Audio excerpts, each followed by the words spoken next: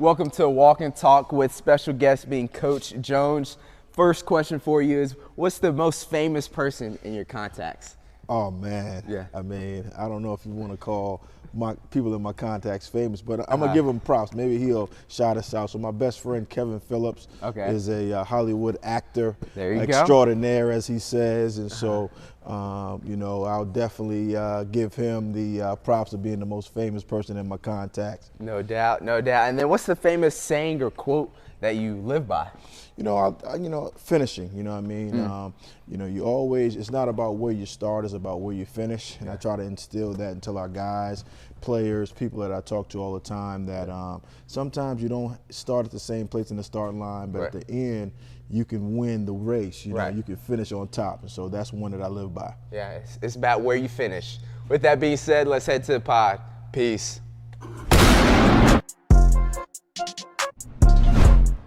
Welcome back to the Patrick Show. This is episode 17 here on the Patrick Show, season 2.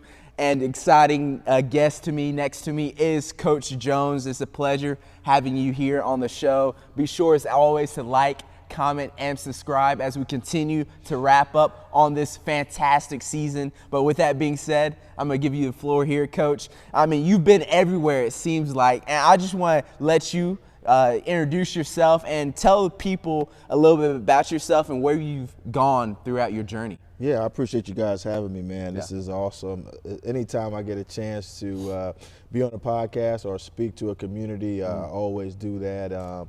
And being here at Quality Education in Winston-Salem, North Carolina, like you said, I've been a couple different places. I've spent the last few years in Greensboro, but migrating here to Winston-Salem has actually been a really good time for me, just coming off the state championship here and competing at a very high level in North Carolina high school basketball. But yeah, man, it's been good, man. I look forward to chopping it up with you on this podcast. No doubt, no doubt. A man of a jack of trades, I like to say. And as you mentioned, here at Quality Education Academy, a great school, great history, and great program where they've had lots of history and success. But with that being said, as always here on the show, before we go any further, we'll go ahead and bow our heads for a prayer.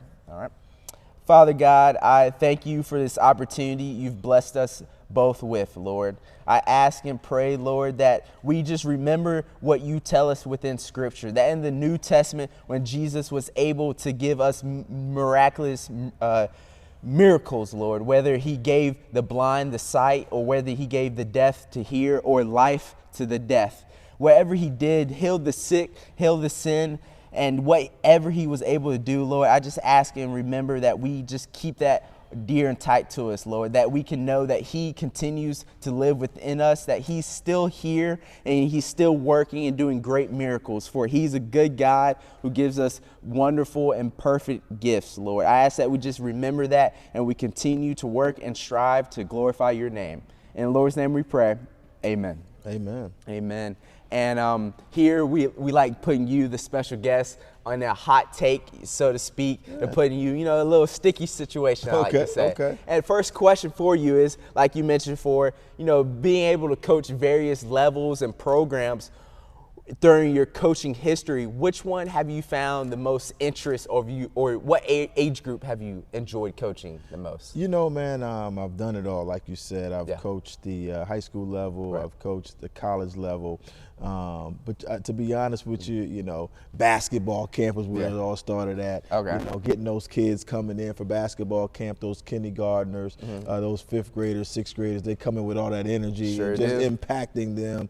I might like the kids a little bit. It's all about the kids. Yes, it is. Yes, it is. I love that answer. Giving back to the community is huge, for sure.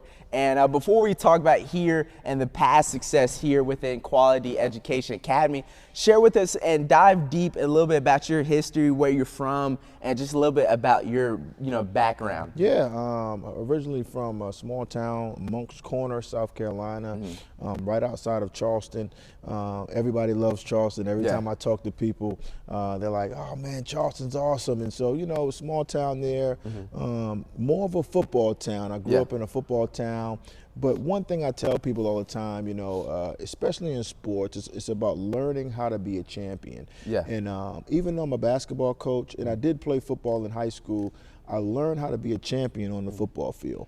I had a really impactful high school football coach. We won numerous championships Wow. at my high school, and that allowed me and actually catapulted me to know right away what being a champion looks like, what type of habits you have to have with that. And so, yeah, that was big in terms of me developing when I didn't even know I wanted to be a coach. From high school to college, again at South Carolina State, playing for another esteemed head coach who had won championships at the college level. Yes, sir. We were able to win at South Carolina State and get to the NCAA tournament. It's March Madness right now. Sure is. Having a chance to participate in March Madness and seeing what goes behind that excitement, that again prepared me when I didn't know about coaching being in my future. And then again, graduating from college, going into a graduate assistantship with that same coach at Tennessee State University, and then getting my first job at a D2 Lemoyne-Owen College in Memphis, Tennessee. And we talked about my best friend Kevin Phillips being the most famous person in my contacts, but I actually worked for a guy, two guys that, you know, David Smokey Gaines was my first boss, who was a Hall of Fame Harlem Globetrotters, one of the top 50 Harlem Globetrotters ever. And his person that hired him in the basketball world is a person by the name of Dick Vitale. And Dick Vitale, again, I'm one of the people on his coaching tree, and his number and name is in my phone contacts. I hear you on that. And I mean, it was great that, you know, how it came all full circle from high school to the collegiate level and then coaching. And that kind of leads to the next question I have for you is, like, what point in timeline did you find coaching fitting for you? You know, at South Carolina State, to be honest with you, the story goes like this. You know, being around a successful championship program was huge for me. And, you know, I knew I wanted to get in coaching, but I didn't know how. You know, one thing that I regret, in 2003, we were in the NCAA tournament in Oklahoma City, Oklahoma, and I'm in the elevator, just me and Roy Williams. Oh, my. And I look back and I say, why didn't I ask Roy Williams to be a part of his staff, to be a graduate assistant? Roy, I know we know each other now, but man, I wish I would have had that opportunity. But yeah, I mean, actually I had signed a contract to work in a management program with Sears and Roebuck. I was moving to Philadelphia, and my coach, Coach Alexander, accepted a new job at Tennessee State, and I guess through being around me for 3 years, 4 years, he felt like I had the tools to be a good coach, and he asked me to join the staff, and that's really where my career started.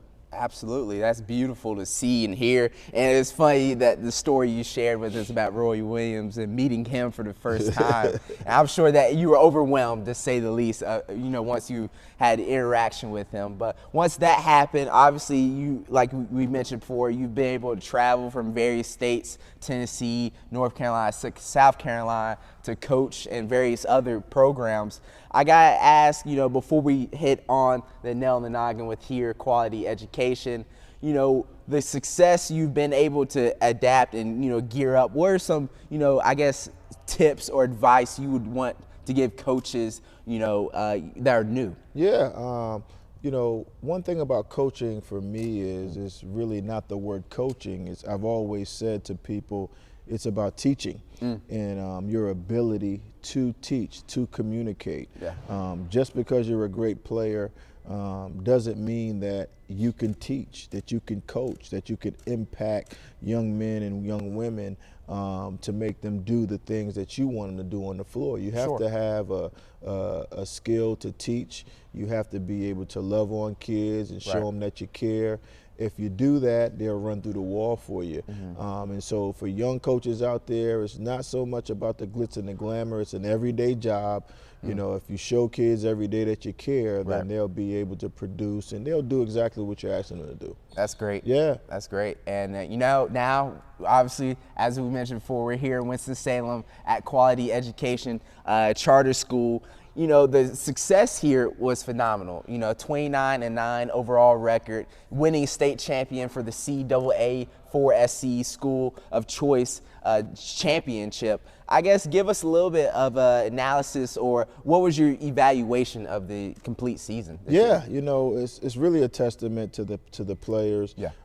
We really assembled this team very late. I didn't get the job until probably about a day or so before school started. Oh my! And we were able to assemble a team of guys that all were committed to the one goal, and that one goal is to be the best they can be on a daily basis. Yeah. And you know, they probably didn't know what they were expecting in terms of getting a guy like me that was going to hold them accountable both on the school academic side and the athletic side.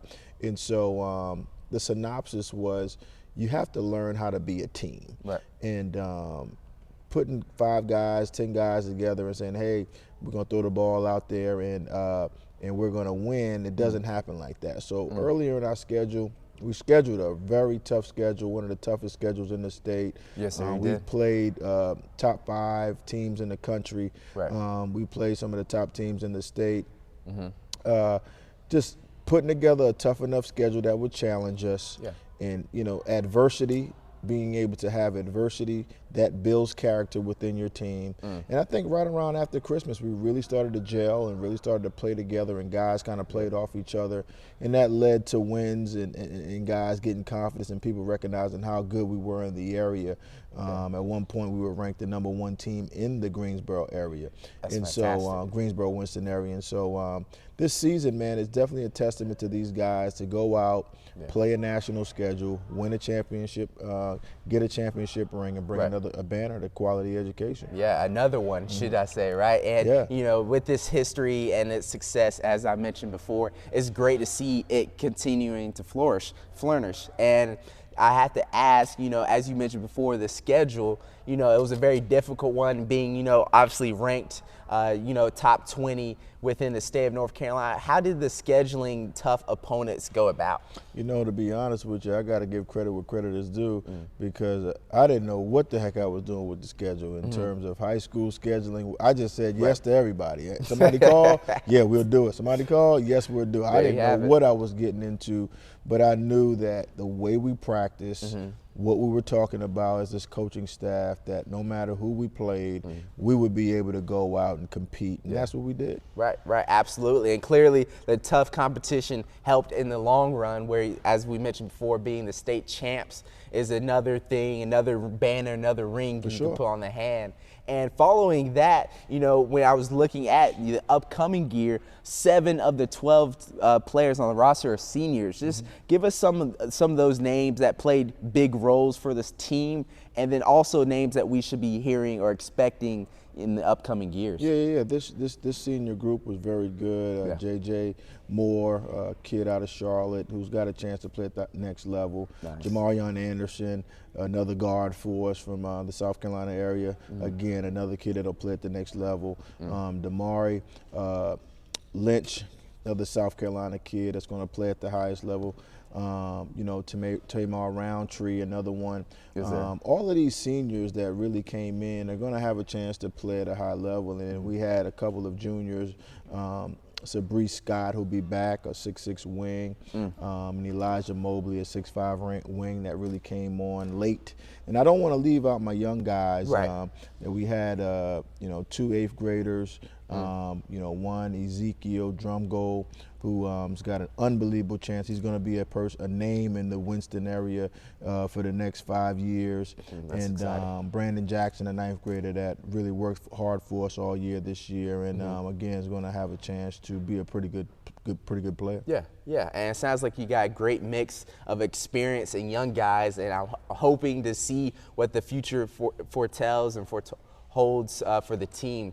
in the upcoming years. And, you know, going forward now, as we talk about high school, now we're going to switch off and, you know, go to the next chapter with college. I want to get your take on, you know, what are some of your favorite college teams or professional teams that you follow? Yeah, I mean, from a college standpoint, I've always been a Kentucky Wildcat fan in terms of just being a basketball fan. Kentucky basketball I've always loved it. I had a chance to work basketball camps there when I was a graduate assistant, and you know, Tubby Smith, who was a legend and is a legend in terms of black coaches.